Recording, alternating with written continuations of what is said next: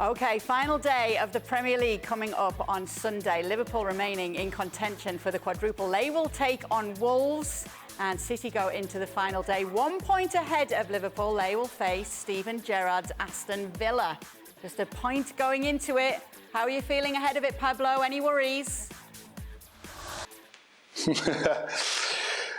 Well, no, I'm confident. I think playing at home, obviously Villa is always tough, team to play against. Steven Gerrard, the manager, they would try to frustrate Man City, give the chance to Liverpool to win the Premier League. But like Pep Guardiola say this week, they just need to go out and enjoy the football game. Put in a good performance. But I'm confident, Kay. I think Man City will win the league. Well, they famously won it 3 times on the final day, probably most famously in 2012. You were there that day, Pablo. How are the fans going to be feeling going into this final day? Yeah, but nobody remembered I scored the first goal in that game. Everyone remembers Agüero's, but nobody remembers I was the first one to open the score. No, this is what I'm saying. Always going into the last game of the season, playing for the league and all that is an amazing day, amazing experience. I've been so lucky to be part of that squad when we won the first Premier League back in 2012, and celebrating with the fans in your own stadium. That's something that I will never forget, and hopefully this weekend again, Man City win the league, and the City fan enjoy another Premier League title.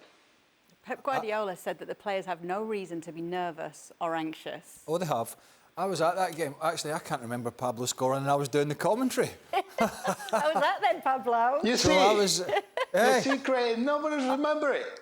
Oh, I don't remember. Goal. That's it. I don't. So I went to the Etihad that day with Peter Drury, and we were commentating for the Premier League, and I honestly pitched up.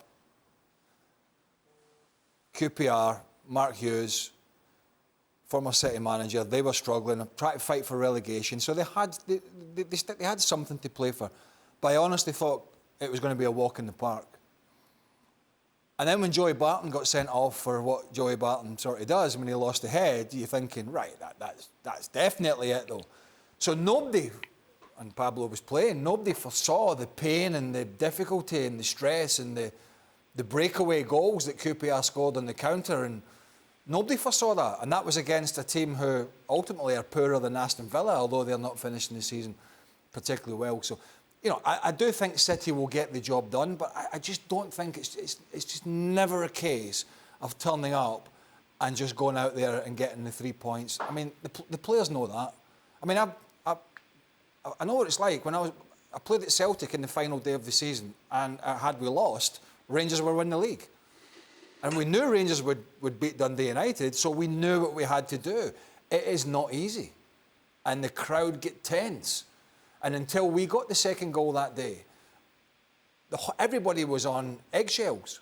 So it is possible that Aston Villa have some fight and some spirit like they did against Liverpool. It is possible that it could be a frustrating day if City don't get an early goal. And that's why I think Liverpool are going to have to put a strong team out against Wolves, even with all those players that have had niggles and look tired. I don't think they can take that risk that City are just going to walk it, because it might not happen. I saw it from own eyes in 2012. Well, thank you very much for watching ESPN on YouTube. For more sports highlights and analysis, be sure to download the ESPN app. And for live streaming, premium content, and let's not forget as well, ESPN FC 7 days a week. Subscribe to ESPN+.